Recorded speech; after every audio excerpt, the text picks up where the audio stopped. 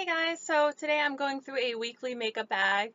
This is my last video of the day. I have filmed a couple more, just trying to get through them because I don't film a whole lot during the week when I'm working, so just trying to get some videos out for you guys. So hopefully I'll make it through this and I'm not too exhausted of my energy or anything, so try to keep it up. But let's go ahead and get into this weekly makeup bag. So the first thing I used was the NYX Illuminator. This is in the shade Enigmatic. I don't hear a lot about these, but they were, let's see, when did they come out? Probably 2015, 16. They started at the beginnings of the highlighter trend. So as you can see, it's not like blinding. That's probably why they don't get talked about a whole lot. This is a nice rosy pink shade, and you could use it as a blush topper, a highlighter. I use it as a highlighter, and it's not too red to where it looks like weird. It adds a nice little sheen on the skin, so I really enjoy this. I just don't ever hear anybody talk about those because, like I said, it's not a blinding highlight, but I really enjoyed them. So I know there's probably 8 colors to those. I just happened to choose a rosy pink one because I like pink highlighters and I didn't have a lot in my collection, so I thought that'd be a nice addition.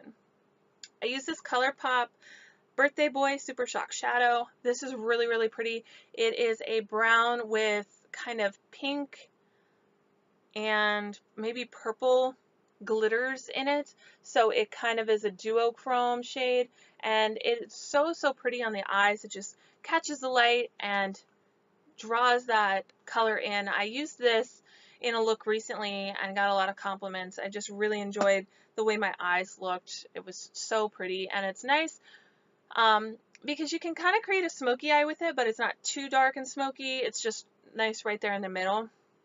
Then I use this liquid metal eyeshadow called Look Me in the Ice, and this is from Catrice. And these are nice little single shadows. However, this one I think was very glittery compared to other ones I've tried.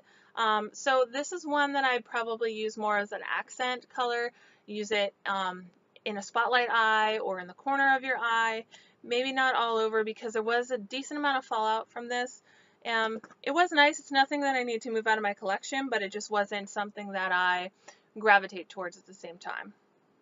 Then I went back to using this Ulta Beauty little set. This came with one of those purchase $16 worth of our Ulta Beauty brand and you get this bag free or whatever. So there's a translucent powder, a radiant diamond bronzer highlight in the middle, and then a warm bronzer over here. I've been just focusing on the bronzer, trying to hit pan on it. I haven't hit pan, but I'm going to move it aside for right now because I have some other products that I've been trying to use. This is a really nice color, not too warm, just warm enough on the skin, so I can't wait to go back to this. It's a nice little travel palette for sure. So I am enjoying that, and I was glad to use that again. Then I used this Naked Illuminated highlighter in the shade Luminous. This is for face and body, and it's from Urban Decay. These come in these little packages, and then they are kind of like a baked, I wanted to say baked shadow, a baked highlighter. Oh my gosh. And it's very glittery, very shimmery, but I really enjoy it. I know a lot of people don't, but I think they're really pretty on the skin. I like some glitter on my face, so I don't really care, but I think if you use the brush underneath, so the underneath pops out, this brush holds on to a lot of that glitter, and then when you brush it on, you get more color payoff. So that's my trick with using these. I really enjoy them. I know a lot of people don't, but I do. And then the Fiona Styles Light Medium Contouring Palette. This used to be at Ulta, but Fiona Styles isn't anymore. I like the shades in this. I think they're so much different. They're super cool toned. They're so much different from any other contour palette I have. So I wanted to pull it out and play with it again. This is nice going into winter too because I can use these 2 lighter shades. So it's definitely something I'm going to be going back to. I think the powders are so nice, so effortless, and I really enjoy those. And I also used my Shade and Light Eye palette from Kat Von D. This is just a staple palette for me. It's really, really nice. You used to hear about this all the time, and now you don't really hear about it as much on YouTube, but it is really, really pretty. I created just an eye look with these shades, and then I brought this in with a more shimmery palette which I don't, oh, it might have been this one, the e.l.f. Matte for Matte eyeshadow palette in Jewel Pops. So I used some of these purpley colors down here in the blue, and with that I pulled this in for some neutral shades to help out. So these are really nice. I looked at this palette for years and I thought, no, I don't need an all matte eyeshadow palette. I'll never use it, but this is so nice. You can create so many good looks just by itself or pull it in with other palettes, like I said, and use it. Definitely so happy that I have that. And then this Jewel Pop one, I really enjoy. These are more like suited for me because I love neutrals, but it is really nice to have some good pops of color down here that have great payoff. So the blue, the purple, the green, they have amazing payoff and they look just as brilliant on the eyes as they do in the pan, and so that's a really nice shade range to have in matte shadows. The Tarte Skin Twinkle Lighting Palette, this is the original one, so the middle shade I was using to set under my eyes ever since this came out, and I've used it up completely. And then this one right here isn't as bright of a highlighter, so I was using it to kind of set all over my face recently and just add a nice little shine, kind of like the Hourglass palette. I use this for that, just kind of to give my skin a nice radiance, and I really enjoyed that. The other highlighter is nice as well. It's just way more pigmented, so it wasn't something I was gravitating towards daily, but it was really nice. And the Melissa Michelle Bling on the Glam eyeshadow palette. This is the new Melissa Michelle palette with Ulta, and it's so pretty. So you get a nice mirror up there, and then you have 9 eyeshadows here, and then you have 3 more shimmery. The 2 on top are pressed glitters, and then you get a sponge applicator and then the glitter eyeliner. So it is really nice. It's what I have on my eyes today. I use the more mauve shades, so these 3 here I have on my eyes, and then these 2 here. It is really pretty. I have the green on my lower lash line. I know you really can't see. Maybe, nope, probably still can't see. My lighting camera setup, it's not super great, but gets the job done. So anyways, this is a really nice palette. Super cheap at Ulta for the products that you get in here and the quality of the products. So when I use the pressed glitters also, I brought in my NYX glitter glue, and that really helped stick them down and tack it on, and it was a miracle, because without that I would have had glitter all over my face.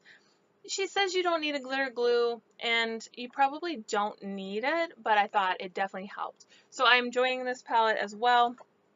And then the last thing for eyeshadow palettes, I use my Lorac Pro, and like, talk about a throwback palette from old YouTube days. So I used some of these lighter colors and transition colors because I used it in conjunction with this Revolution makeup palette.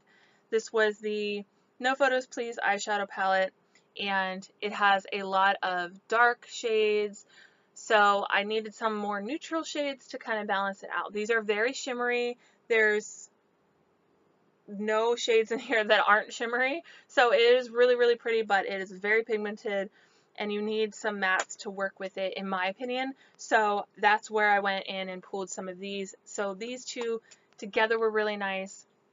Definitely recommend this as like a staple palette if you don't have it, for sure.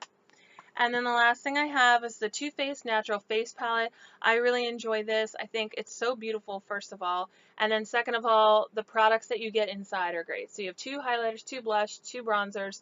I really was just sticking to the blush and the highlighters this week, but the bronzers are so nice too. I eventually want to go back and just use this palette, and that's it for every face product, but I just have so many face products that I'm constantly trying to rotate through my collection. So if you don't have this and you're interested at all, I think it's one of the best face palettes that I have. It's nice for travel because you have a decent amount of choices in here. You have a more neutral blush, you have a really bright blush, you have a light bronzer, you have a shimmery kind of bronzer, yes, because it's a bronzer and a blush. And then you have 2 highlights. One's more pinky tone and one's more traditional, like champagne. I really enjoy it. It does have a faint, like, I don't know, perfume scent, but it's not strong. It's just like, it's something. You can notice something of it. I really enjoyed this. I know that they're coming out with another one in the peach collection, but this I think I would recommend over that, just based on the fact that I feel like this could get me through and I could travel with this and it would fill all the needs that I needed for face. But those are all the products that I have. I do have a lot of lip products somewhere. I don't know. They're not in this bag, so I gotta go hunt those down. But those will be in my next week's bag, I guess.